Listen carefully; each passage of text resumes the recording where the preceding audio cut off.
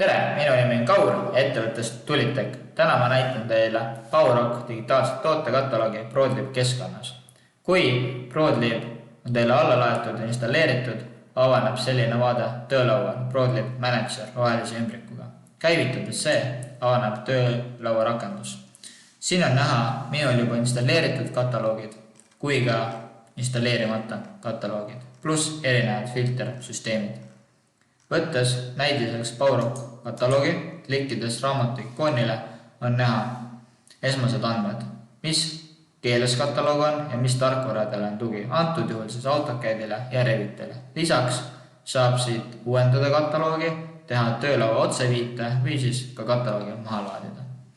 Klikkides raamatu kõrval olevale noolenupule käivitub PowerRocki kataloog. Siin on näha kõik informatsioon, mis kataloogis olemas on. Revit-seinad, PowerRock bloki-info kui ka erinevad sõlmjoonised.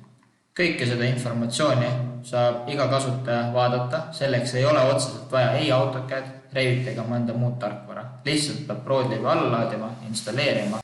Võttes siit näiteks mõne joonise, näiteks akna, saan ma avada PDF-faile.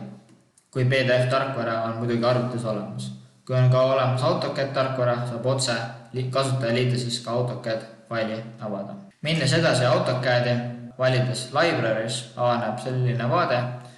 Valides siit PowerRock kataloog, käivitan selle ja lähen näiteks sõlmjooniste peale, võtan vundament ja võtan vundament 4.1 joonise ja panen sisesta. Võtan siit näiteks katus, võtan 4.3 ja võtan uuesti sisesta 3 hiireklikki ja sõlmjoonis on minul projektis olemas. Täpselt samamoodi toimib asi ka Autodesk Revit tarkvaras. Võttes Revit tarkvara lahti, avaneb selline vaade, kus siis on samamoodi Prodlib add-in, valin siit PowerRock tootekataloogi ja käivitan selle. Võtan siit PowerRock Wall Structures ja võtan tellisoodriga välisseina PowerRock Ecoterm Plus 500. Siin on näha vertikaallõige, siin on näha värvid ja tekstuurid ja siin on näha ka 3D joonis seinast. Lisaks on siis Revit property informatsioon ja kui ma lähen spetsiifilise kihi peale, antud juhul PowerRock Ecoterm Plus 500, on näha ka selle ploki enda informatsioon. See informatsioon jookseb kõik Revitisse kaasa.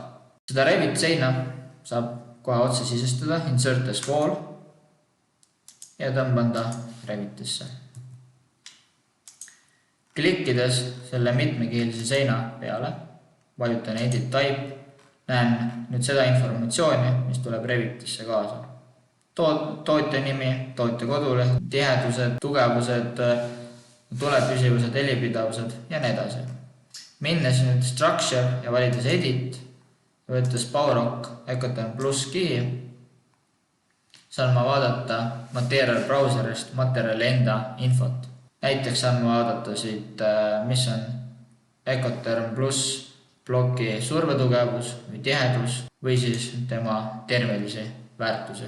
Minnes edasi PowerRock tootekataloogi on võimalus ka seda seina kohe ise seadistada endale vastavaks. Valin siit Configure, panen joonisele nime ja avaneb selline vaade.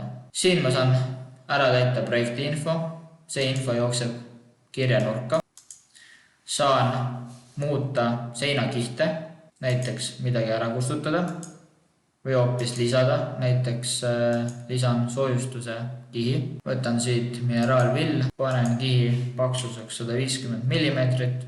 Seda kihi asukohta saan ise vabalt muuta, panen ta 3. kihiks väljapoolt tulles. Siit edasi saan ma selle sama eelseadistatud seina endal Revitisse sisestada, täpselt nii nagu eelmisel korral. Täpselt see sama informatsioon jookseb Revitisse kaasa ja täpselt seda sama infot saan vaadata ka Ecoterm Plus ploki kohta Revit Material browseris. Täpselt seda sama eelseadistatud seina saan ma ka otse välja trükkida PDF kujul ja ka AutoCADis juba saab igaüks näiteks ise neid kihte veel muuta või siis lisada endale sobiva kirjenurga. Nagu näha, saab seadistada endale vajamineva seina, sisestada selle Revitisse, teha DXF joonise näiteks või siis kohe PDF väljatrükki. Head kasutamist!